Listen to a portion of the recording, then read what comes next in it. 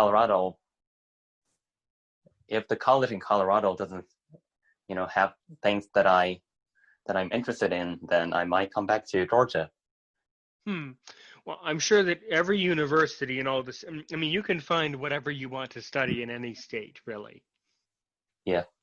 So, and I mean, what do you plan on studying? I am planning to get a major in political science, aka Oh, poli sci. that's right. Mm-hmm. Yeah. And And then I think from there you want to work towards maybe like law school or being an advocate, right? oh yes, civil rights attorney. Civil rights law. Yeah. Hmm. Okay, good. Um, so if you were to take a case today that involves, blind people, what are some critical civil rights issues for blind people that you would want to defend or want to, basically take to court? What do you think, if given Oh, that chance? the education system for blind student is not great. I'm Mm-hmm. I'm saying this bluntly because this is one of the reasons that I decided to pursue in law school, just to correct the the education system that we've had for a long time in the United States. Good. So really, what do you think needs to happen? Because, the system hasn't really changed a whole lot. It's improved slightly, but there's still a lot of problems. So what do you think really needs to happen? Oh, what really needs to happen is that, that this educating a blind student does not need to be a problem. Like, there should be more teachers who are certified of teaching blind student or student with visual impairment. And have you done any research to come to a greater understanding why there are, as you say, so few teachers who are truly qualified? What do you think? And one reason that I think that there's a shortage of teacher of the blind and vision impaired is that, let's see, blind student learning to teach a blind student is a very complicated thing, and a lot of times teachers, you can't just find a teacher that's certified in special ed to teach a blind student, because a TVI have to learn Braille and all those technologies that blind students are required to use. Right. And I think that one of the other issues about it is that TVIs and teachers in general are paid very little money. Yeah. What do you think about that? Yeah. Teachers in general are paid less money. So I I read think, this. oh yes, go ahead. Go ahead. I read this article somewhere from a friend of mine that teacher is getting shorter and shorter. Meaning you're saying you have found that there are actually fewer and fewer people pursuing, education? Yes. Yeah.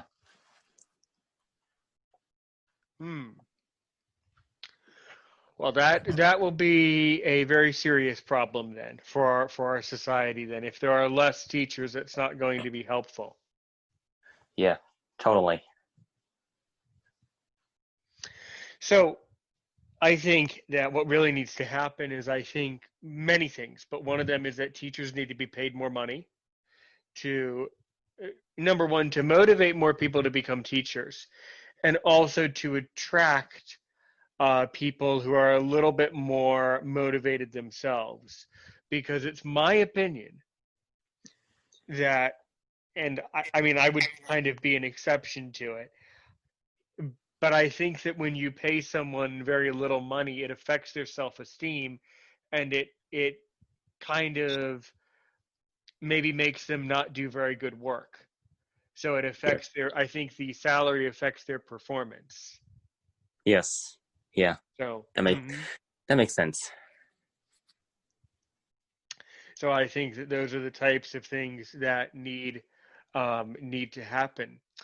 Um, so let's see. So, who have been some really interesting guests? If I were to go back to the list of Michael's Weekly Perspective and really pick out one on the list that you would say, Aaron, you've really got to listen to this episode. Which episode should I definitely listen to? Oh, that was an episode that I done with this guy named Christopher Duffley. I believe that was the podcast episode 7, if I'm correct. He's a cool guy, and he's also an audio geek himself. Okay. And besides being a cool guy and an audio geek, what can you tell me about him, and why was he interesting on your podcast? He actually, I love the way that he talks. Like he's also a podcaster, and he carries, like, he talks sometimes can be, when he doing giving a speech, he sometimes can be a little stammer, and then when we talk about things like technology related, and he would usually get onto his computer and then begin to play with it when I'm talking about it. Okay, good. And what is his in general? What is he doing? Is he a teacher? In general, what does he do? This particular person. He's a student and a podcaster. Yeah. Interesting. And so, is he in university? No, he just graduated high school this year. Oh, okay. Interesting. How did you come across that person? Oh, it was from my vision teacher. She is, what's the word?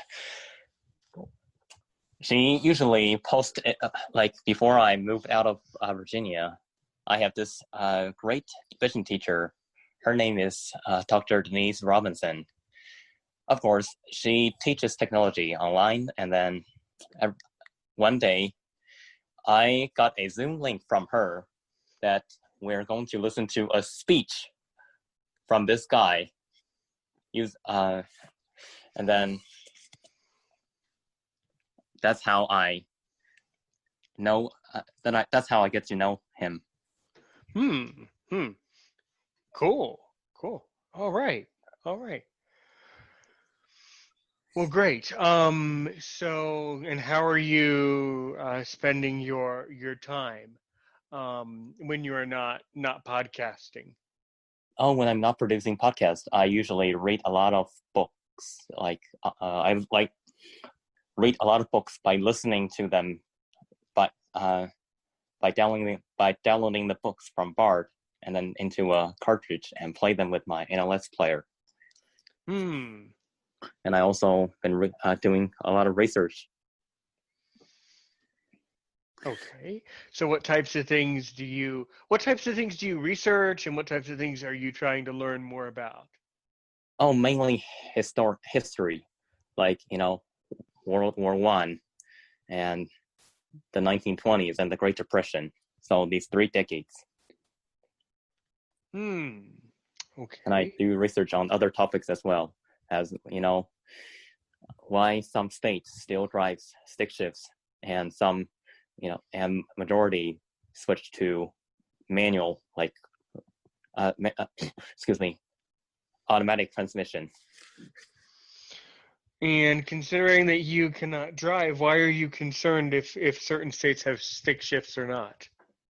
because stick shift has always been a card that I really love, like cards with stick shifts, because people basically like automatic transmission is, in my opinion, is lazy people's car, and standard transmission is for diligent drivers. This way, their hands, this way they don't just hold the wheel. Yeah. I see. So you think that people... That's interesting. So you think that people maybe are better drivers if they drive with a stick shift? Yes. Yeah. This way they can get some workout done while they're driving by holding, by switching the gears back and forth. I see. I don't know what the statistics are on that front. What do you think? In China, are the cars with stick shift, or are they like automatic? Majority of the cars when I was still in China, the cars in China, when I was in China, the car was still in stick shift. Of course, I don't know nowadays because, things do change over time. Right. Mm-hmm.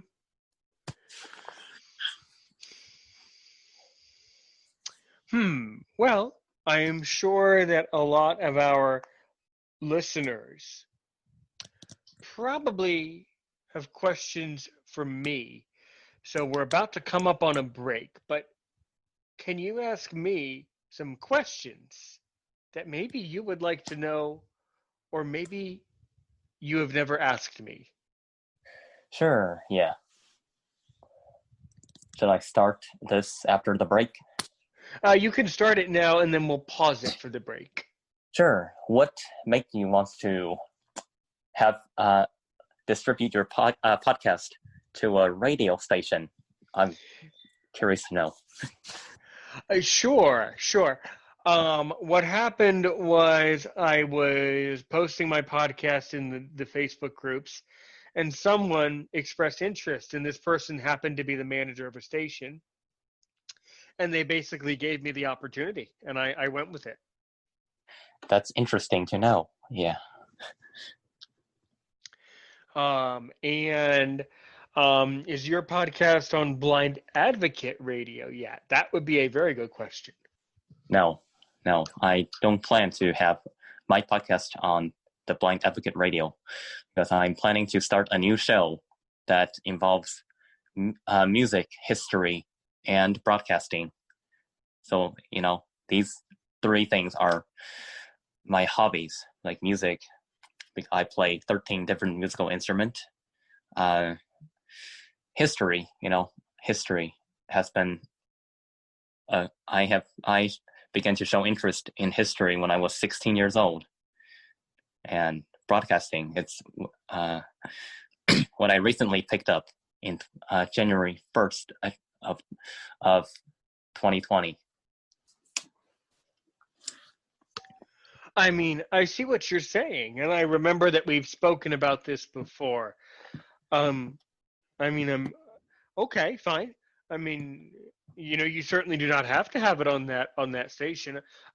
I'm not really sure what the connection is between your news show and the fact that you don't want it to be on that station, but that is fine. And good. Yes. So, yeah, it's pretty interesting. Getting to see how shows are produced at the radio, at the radio level. Yes, definitely. But what do you think about that? Would you want your podcast to be on other stations? Is that a goal for you? No, I just it's better for me to have a small community that listen to me. Yeah, you're absolutely right. It's better to have a small, focused community that listens to you. Well, as a matter of fact, now that I know where to find you, I will certainly listen to you.